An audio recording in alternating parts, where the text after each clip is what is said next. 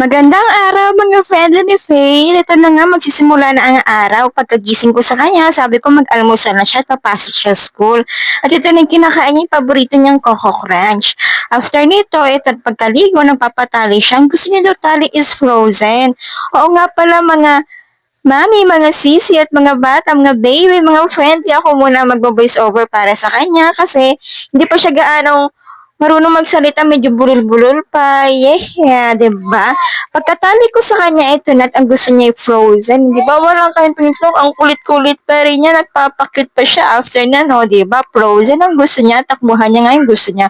Pagkatapos niya, ito na nagpasapatos na siya. Ang gusto niya daw sapatos is Kurumi, ang favorite niyang character niyan. Tingin-tingin mo sa camera, promote-promote ko, no? At yan, pagkatapos niyan, after niyan, sinapatusan ko na siya. Pagkatapos naman yung pagkasapatos niya, ito na, picture-picture muna siya. Diba? Siya na nag-selfie-selfie niya.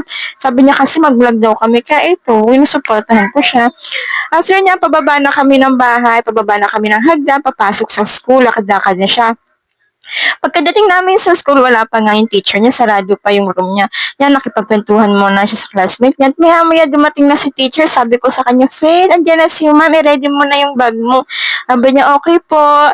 Binigay ko na sa kanya yung bag niya. After niya na-open na yung room nila, andito na nga sa upuan niya, sabi ko sa kanya, lalabas muna kami dahil mag-start na yung lesson nila. At ito na nga, uwian na. Sana po mag-subscribe kayo, supportahan niyo po ang ating friendly Faith. Yun lamang. Please subscribe po at suportahan niyo po siya. Salamat. Bye-bye. Thank you so much.